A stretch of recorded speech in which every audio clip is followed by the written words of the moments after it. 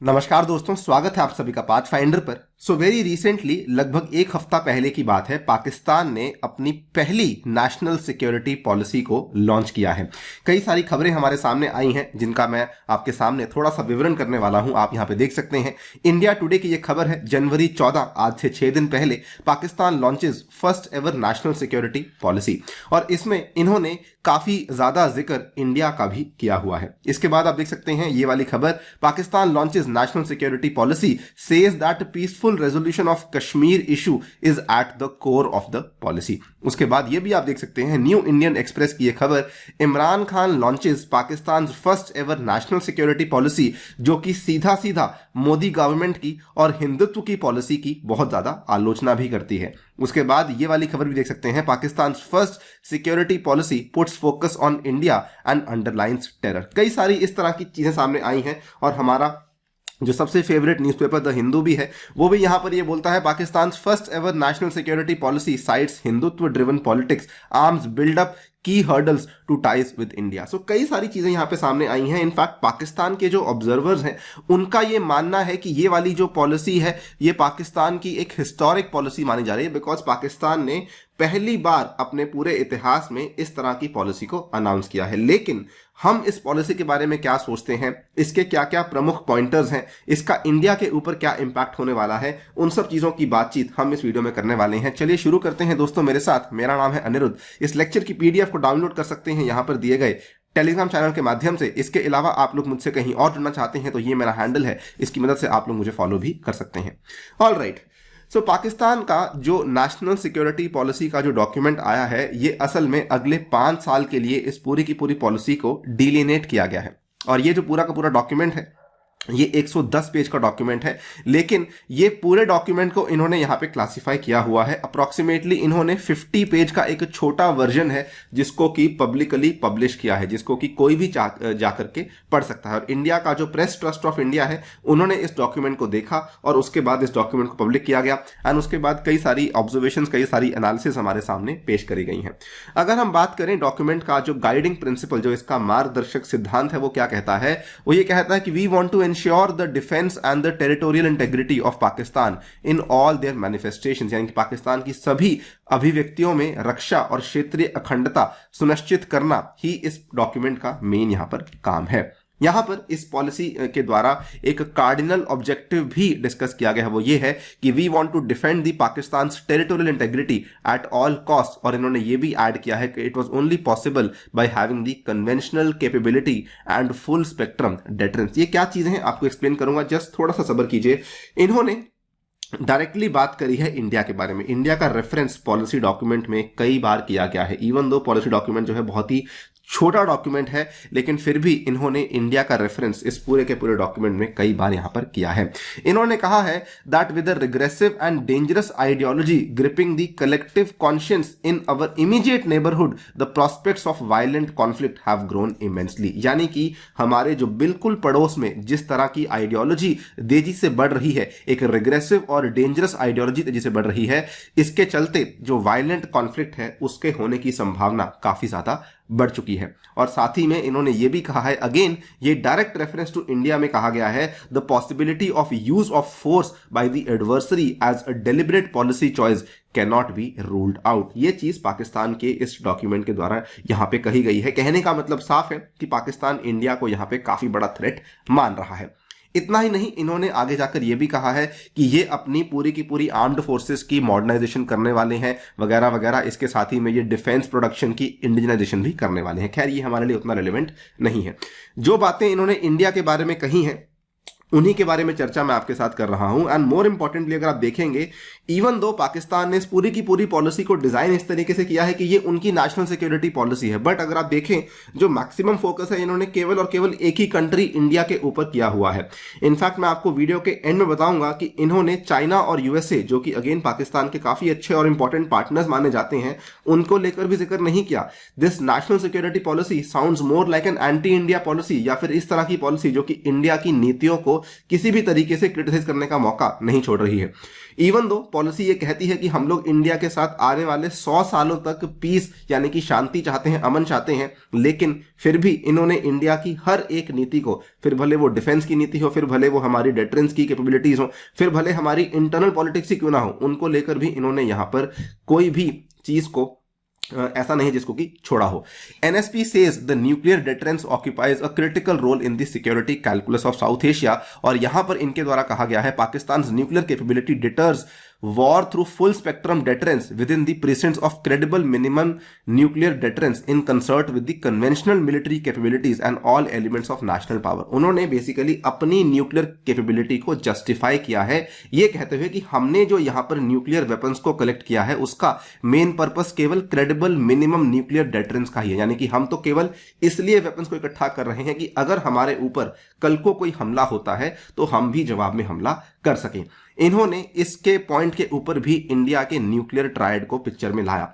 Policy says that the expansion of India's nuclear triad, यानी कि India के पास जो न्यूक्लियर वेपन को फायर करने की क्षमता लैंड, एयर और सी से है, ये open ended statements on nuclear policy, investments and introduction of destabilising technologies, इन्होंने साफ साफ कहा कि ये डिस्टर्ब करता है strategic balance in the region को, और पाकिस्तान की जो रेजीम है, पाकिस्तान का जो डेटरेंस रेजीम है, ये केवल और केवल रीजनल पीस के लिए यहां पर लाया गया है। नाउ ये कहीं ना कहीं मेरे हिसाब से दोगलापन है, बिकॉज एक तरफ पाकिस्तान कह रहा है कि वो इस पॉलिसी के माध्यम से इंडिया के साथ अमन और शांति चाहता है आने वाले 100 सालों के लिए, but at the same time India के न्यूक्लियर ट्रायड की इन्होंने सीधी आलोचना करी है, जबकि पाकिस्तान ने असल में न्यूक्लियर ट्रायड को खुद ने डेवलप किया हुआ है और पाकिस्तान का भी जो यहाँ पे न्यूक्लियर वेपन्स को इस्तेमाल करने की पॉलिसी है वो हम सभी जानते भी हैं। इसके बाद यहां पर when it is an obvious fact कि पाकिस्तान जो है स्टेट स्पॉन्सर्ड टेररिज्म को काफी लंबे टाइम से चलाता आ रहा है, एलओसी पे होने वाली जो वायलेशंस हैं उसको लेकर भी पाकिस्तान की एनएसपी इंडिया को ही ब्लेम करती है। Special attention is required to manage the lingering border disputes which continue to pose security threats particularly along the line of control and working boundary where ceasefire violations by India threaten the civilian lives and property while endangering the regional stability. Now again it's a well known fact कि ceasefire violations LOC पे कौन कर रहा है और जिसके चलते कौन से यहां पे लोग हैं जो कि परेशान भी हो रहे हैं। इसके बाद जम्मू कश्मीर की पॉलिसी को लेकर इंडिया ने कई बार इस चीज को कहा है कि जम्मू कश्मीर का जो मुद्दा है ये इंडिया और पाकिस्तान का बायलेटरल डिस्प्यूट है। हम नहीं चाहते कि कोई भी अंतर्राष्ट्रीय मंच का इस्तेमाल किया जाए या फिर किसी भी थर्ड पार्टी कंट्री का इस्तेमाल किया जाए इस डिस्प्यूट को रिजॉल्व करने के लिए। लेकिन पाकिस्तान, यहां पर उन्होंने कहा है Pakistan remains steadfast in its moral, diplomatic, political and legal support to the people of Kashmir until they achieve their right to self determination guaranteed by the international community as per the UNSC resolution. तो कहीं ना कहीं again Pakistan यहां पे UNSC की आड़ में आते हुए ये कह रहा है कि हम चाहते हैं कि कश्मीर का जो पोजीशन है, यानी कि हम कश्मीर के लोगों को सपोर्ट करते आए हैं पॉलिटिकली, लीगली, डिप्लोमेटिकली, मॉरली, लेकिन जो इंडिया का यहां पे स्टैंड है उसको हम लोग सपोर्ट नहीं करते हैं। Now again as I told you कि इस पूरे के पूरे डॉक्यूमेंट में इन्होंने इंडिया का जिक्र कम से कम 16 बार किया है और यह भी कहा है कि जम्मू कश्मीर जो है it is at the core of the entire policy. A just and peaceful resolution of the Jammu Kashmir dispute remains at the core of our bilateral relationship. But at the same time ये लोग इंडिया की सारी defence policies को लेकर इन्होंने आलोचना करी है और इनफैक्ट इतना ही नहीं इन्होंने आगे जाकर इंडिया की हिंदुत्व की पॉलिसी के अंदर भी दखलंदाजी करने की कोशिश करी है। The rise of Hindutva driven politics in India is deeply concerning and impacts Pakistan's immediate security. The political exploitation of a policy of belligerence towards Pakistan by India's leadership has led to the threat of military adventurism and non-contact warfare to our immediate east. ठीक है, again as you can see over here, अगर पाकिस्तान की द्वारा बनाई गई national security policy इतना ज्यादा interested India की डोमेस्टिक पॉलिसीज में है, it clearly goes on to show कि इस पॉलिसी का जो देखने का प्रिज्म है वो असल में काफी नैरो है, वो असल में काफी छोटा है। इनके लिए केवल एक ही कंट्री मैटर करती है, दैट इज इंडिया, और इसीलिए पूरी की पूरी पॉलिसी कहीं ना कहीं केवल इंडिया के ऊपर ही फोकस कर रही है और वो भी इंडिया में जो चल रही फिलहाल गवर्नमेंट है उसी के ऊपर फोकस कर रही है, रादर देन अगर इन्होंने वाकई में एक इस तरह की पॉलिसी बनाई होती जो कि शायद इंडिया की ओवरऑल सब चीजों को ध्यान में लेकर रखती तो शायद ये पॉलिसी एक ज्यादा बेटर पॉलिसी यहां पे डिजाइन हो सकती थी। But again as you can see कि यहां पर जो पॉलिसी है काफी ज्यादा नैरोली वर्डेड पॉलिसी हमारे सामने पेश करी गई है।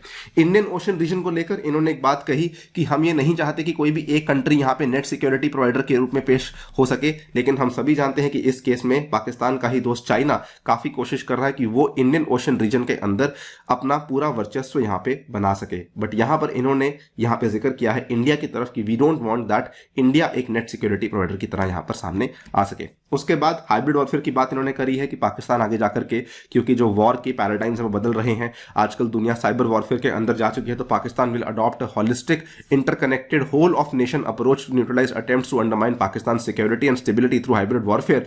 एंड इन्होंने कहा है कि आगे जाकर के हम लोग जो है स्पेस और साइबर डोमेन्स के अंदर भी हमारी सिक्योरिटी की जो डिफेंसेस हैं उनको इंप्रूव करने वाले हैं। वेरी इंटरेस्टिंगली दोनों कंट्रीज चाइना और यूएसए को लेकर इनका जो एंगल है एनएसपी के अंदर वो बहुत ही कम दिया गया है। दी एनएसपी मार्क्स आउट, इन्होंने क्लियरली बोला कि सीपीईसी जो है that is a project of national importance, जो कि अगेन हम जानते हैं कि पाकिस्तान के डोमेस्टिकली इतने सारे प्रोटेस्ट हुए हैं, स्पेशली अगर हम देखें बलूचिस्तान में, ग्वादार में, अगेंस्ट दी सीपेक, बिकॉज इस प्रोजेक्ट ने उनके लोगों की आजीविकाओं को छीना है। But the policy clearly marks out कि भाई सीपेक उनके लिए एक प्रोजेक्ट ऑफ नेशनल इंपॉर्टेंस है। Again which goes on to show कि इन्होंने अपने केवल करंट गवर्नमेंट के इंटरेस्ट को ध्यान में रखा है, इन्होंने पाकिस्तान के लोगों के इंटरेस्ट को ध्यान में नहीं रखा है, which enjoys the national consensus. और उसके बाद यूएस को लेकर कहा है that the two countries share a long history of bilateral cooperation. But again as you can see कि यूएस को लेकर ज्यादा बातचीत इसलिए नहीं करी गई because ever since Taliban has taken power over Afghanistan, तब से यूएसए और पाकिस्तान के बीच के संबंध जो है ज्यादा अच्छे नहीं चल रहे हैं। इंटरेस्टिंगली इन्होंने इस चीज को कंप्लीटली इग्नोर कर दिया है कि आज के टाइम में चाइना और यूएसए के बीच के जो टाइज हैं वो ज्यादा अच्छे नहीं चल रहे हैं। तो इवन दो ये लोग प्रोजेक्ट कर रहे हैं कि हमारी स्ट्रेटेजिक ऑटोनॉमी है, कि हमारा चाइना के साथ बहुत अच्छा संबंध है, हमारा यूएस के साथ बहुत अच्छा संबंध है, लेकिन जो रियलिटी है वो असल में कुछ और है, और इसके चलते ही इनफैक्ट पाकिस्तान और यूएसए के संबंध ज्यादा अच्छे नहीं बन पा रहे हैं। नाउ ये सब क्यों हो रहा है? ये सब इसलिए हो रहा है, पाकिस्तान के द्वारा इस टाइम पे नेशनल सिक्योरिटी पॉलिसी को अनाउंस इसलिए किया जा रहा है बिकॉज पाकिस्तान में जो चुनाव है वो ड्यू है और इमरान खान की गवर्नमेंट को लेकर बहुत ज्यादा यहाँ पे प्रोटेस्ट हो रहे हैं। फिर भले वो ऑपोजिशन हो, फिर भले वो सिविल सोसाइटीज हो, फिर भले वो सिविलियंस खुद हो, वो हर तरह की यहाँ पे जो है प्रोटेस्ट आपके सामने पेश कर रहे हैं। इतना ही नहीं, पाकिस्तान की इकोनॉमी काफी हद तक खराब हो चुकी है, जीडीपी बहुत डाउन जा चुकी है, फॉरेक्स रिजर्व बहुत डाउन जा चुके हैं, पाकिस्तान का जो रुपया है वो बहुत डाउन जा चुका है। उसके साथ ही में पाकिस्तान में गैस की प्रॉब्लम्स आ रही हैं, गैस की बहुत ज़्यादा शॉर्टेज हो चुकी है।